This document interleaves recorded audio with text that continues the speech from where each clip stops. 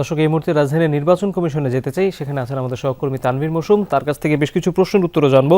তানভীর, এক নম্বর, যেটি ইসি সচিব ব্রিফিংয়ে বলেছেন যে যত দ্রুত সম্ভব গ্যাজেট প্রকাশ করা হবে, সেটি আসলে কখন হতে পারে সেটি জানতে চাই।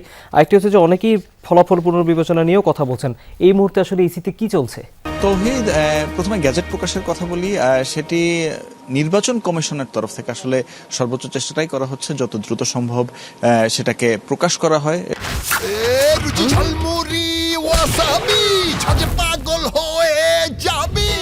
সেটি আমরা যেটি ধারণা করতে পারি যে আজকে রাতের মধ্যে কিংবা আগামীকালকে এরকম সময়ের মধ্যেই তারা হয়তো করে ফেলবেন। তবে যেহেতু শুক্রবার শনিবার দুদিন এবং যেহেতু নির্বাচন হয়ে গেছে, সেহেতু এই নির্বাচন ভবনে নির্বাচন কমিশনে যারা রয়েছেন, কর্তব্যরত যারা রয়েছেন, তাদের কিছুটা আমরা হয়তোবা আমরা যেটা দেখে থাকি যে আসলে শুক্র শনিবার কিন্তু কাজের কিছুটা ধীরগতি থাকে।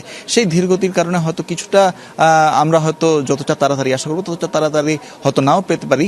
তবে এটা আমরা আশা করতে পারি যে যেহেতু নির্বাচনটা হয়ে গেছে, সেহেতু আসলে এই গ্যাজেটকে বিলম্বিত করার কোনো কারণ নেই। সেক্ষেত্রে আমরা আশা করছি যে আগামীকালকের মধ্যেই নির্বাচন কমিশন এই গ্যাজেট প্রকাশিত করবে এবং সেটি গণভোট এবং ত্রয়োদশ জাতীয় সংসদ নির্বাচন দুটির একসঙ্গে।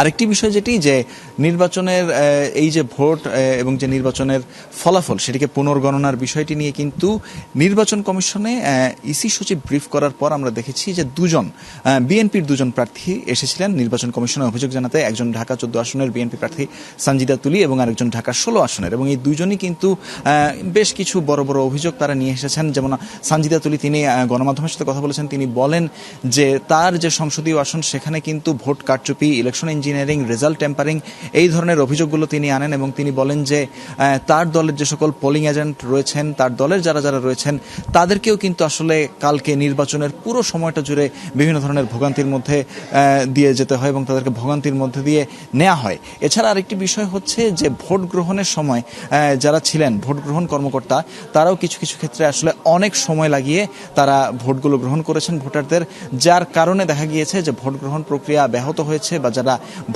আসলে ভোট দিতে আগ্রহী ছিলেন তাদের সেই আগ্রহে ভাটা পড়েছে এবং তারা আসলে প্রতি পদে পদে তাদেরকে প্রতিবন্ধকতার মধ্য দিয়ে যেতে হয়েছে।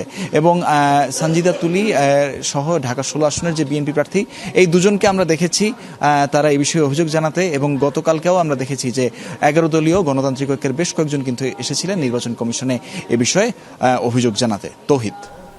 তানভীর, ধন্যবাদ আপনাকে। আমরা নির্বাচন কমিশন থেকে সবশেষ আপডেট জানছিলাম আমাদের সহকর্মীর কাছ থেকে।